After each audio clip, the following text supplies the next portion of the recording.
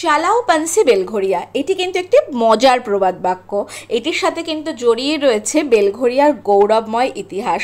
তো শোনাবো আজকে আপনাদের সেই ইতিহাস। তো welcome back to my channel indoor outdoor নতুন ব্লগে আপনাদের সকলকে স্বাগত। আমি সুমি, আমি নিয়ে আবারও চলে এসেছি একটি সুন্দর একটা বিকেলের ব্লগ, যেটা কিনা মতিলাল ছিলে ঠাকুরবাড়ির উদ্দেশ্যে।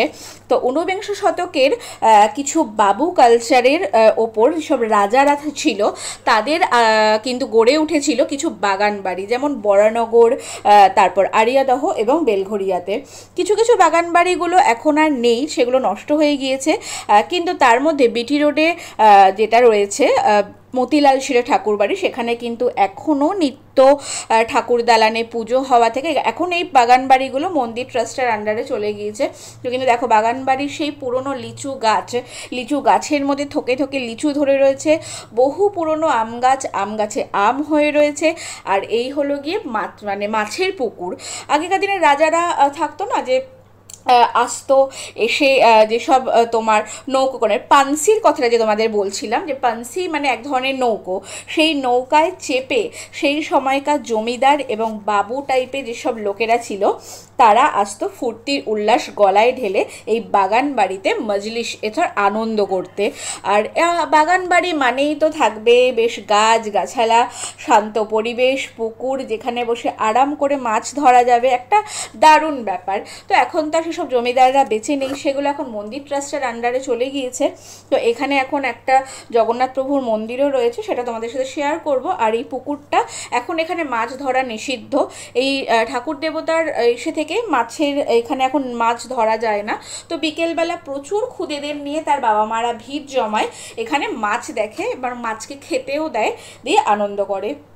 তো তোমরা তো সবাই জানো যে আমার ছেলে মাছ ভীষণ ভালোবাসে। তো স্বর্ণাভর জন্যই মাঝে মাঝে আমাদের চলে যাওয়া হয় মতিলাল ছিলে ঠাকুর বাড়িতে। তো ভাবলাম হঠাৎ করেই যে একদিন তোমাদের সাথে ব্লগ করাই যেতে পারে। যদি তোমাদের বাড়িতেও আমার মতো এই রকম পুচকে মিষ্টি খুদে সদস্য থাকে তাহলে অবশ্যই একটা বিকেল কাটিয়ে এসো। তো এই দেখো স্বর্ণাভ তো পুকুর পাড়ে দাঁড়িয়ে মুড়ি বিস্কিট খাওয়াচ্ছিলই। তো এক আঙ্কেলের সাথে দেখা হয়ে গিয়ে সেই আঙ্কেল আবার পাউরুটি খাওয়াতে বসেছে। স্নিগ্ধতা থাকলে, এত লোকের ভিড়ে তো ভীষণ কাইকিচি হয় এত বড় মাছ দেখে, স্নিগ্ধতা থাকলে কিন্তু প্রচুর কচ্ছপও আসে পারে মাছ খেতে। তো চলো এবার তোমাদের সাথে দেখাই যে ঠাকুর দালান, যে মেন এখানে কিন্তু নিত্য প্রতিদিন দরিদ্র সেবা হয় ফ্রিতে, কোনো রকম পয়সা নেওয়া হয় না। তো চলো দেখো কি সুন্দর ভেতরটা। এটা এই মানে মন্দিরটা তো ঢুকেই তোমাদের একটা বাগান মতন পড়বে, বাগানের পর পুকুরটা পড়বে, যেখানে তোমরা বিকেলটা বাচ্চাদের নিয়ে এসে ভীষণ আনন্দ করতে পারবে। আর দুপুরবেলা যদি কেউ মনে করো এখানে ভোগ খাবে, একটা থেকে ভোগ খাওয়ানো হয়, তোমরা চলে যাবে, ফ্রিতে একদম ভোগ খেতে পারবে। যেখানে দেখো স্বয়ং জগন্নাথ মহাপ্রভু থেকে আরম্ভ করে সকলের রয়েছে, এখানে নিত্য সেবা দেয়া হয়। আর এই দেখো দেখতে পাচ্ছ ঠাকুরের দালানটা। আর এখানে কিন্তু আমাদের আজকের একটা ট্যুর গাইড আছে, তোমাদেরকে আমরা তো এগুলো ভেতরের কথা জানি না, একটা পুচকে মিষ্টি ট্যুর গাইড, সে তার বাবা মার সাথে এখানেই থাকে, মন্দির দেখাশোনা করে। সে তার বাবা মার থেকে কতটা শিখেছে চলো তোমাদের সাথে শেয়ার করি।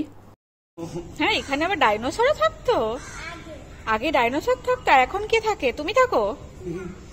আজকে আমাদের এই মতিলাল ছিলে ঠাকুর বাড়িতে বেড়াতে এসে আমাদের ছোট্ট পুচকে ট্যুর গাইড, ও আমাদেরকে মন্দিরের ভেতর দিয়ে এইখানে একটা ঠাকুর দালান আছে সেটা দেখাতে নিয়ে এসেছে। যে অনুষ্ঠান অকেশনে মানে ভাড়া দেয়া হয়, তাই তো বললে?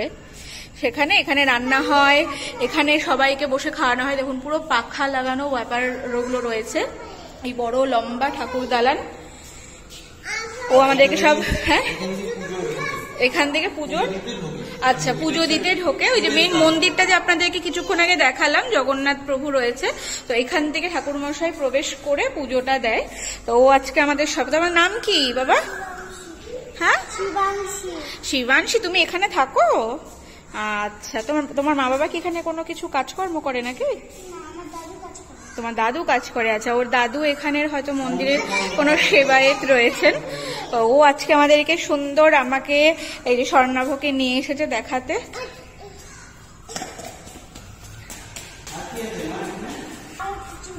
কোথায় খিচুড়ি খাওয়ায়? এখানে ফ্রিতে খিচুড়ি খাওয়ায়। আবার কবে খাওয়ায় ফ্রিতে খিচুড়ি? রোজ দুপুরবেলা ফ্রিতে খিচুড়ি খাওয়া হয়? বাহ, আমি তো খিচুড়ি খেতে খুব ভালোবাসি, একদিন চলে আসবো তাহলে। কি সুন্দর কাঁঠাল হয়ে রয়েছে দেখো অর্ণব, গাছের মানে একদম গুড়ি থেকে পুরো একদম কাঁঠাল হয়ে রয়েছে, অসাধারণ। অনেক বড় গাছ, কিন্তু গাছের দেখো উপরের দিকে নেই কোনো কাঁঠাল, সব কাঁঠাল নিচের দিকে। ব্যাকগ্রাউন্ডে কোকিলটা ডাকছে শুনছো? হ্যাঁ ব্যাকগ্রাউন্ডে কোকিলের ডাকটা কিন্তু। হ্যাঁ মা কি বলছো বলো? ওখানে নিচে বড় বড় আছে, আচ্ছা চলুন তো দেখি। ও আমাদেরকে নিয়ে যাচ্ছে বড় বড় কাঁঠাল দেখাতে।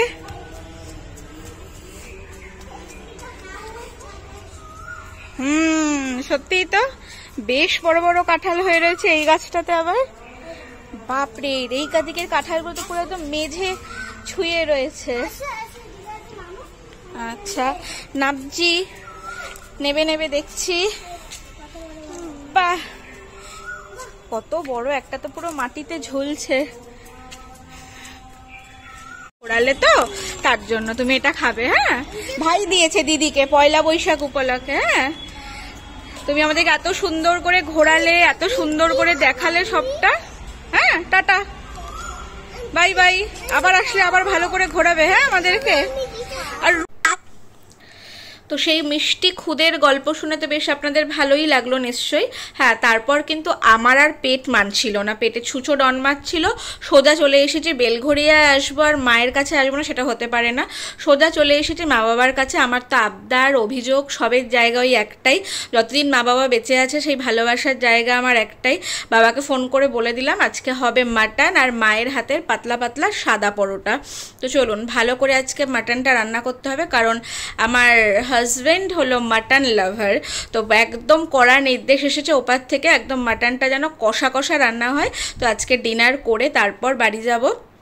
আজকে ব্লগে যদি কিছু ভালো লেগে থাকে তাহলে আমার চ্যানেলটাকে সাবস্ক্রাইব করো, লাইক করো, আর এভাবেই আমাকে ভালোবাসা দিও। খুব দেখা হবে তোমাদের সাথে খুব তাড়াতাড়ি আবার নতুন একটা ব্লগে, আবার নতুন একটা কোনো অধ্যায় নিয়ে।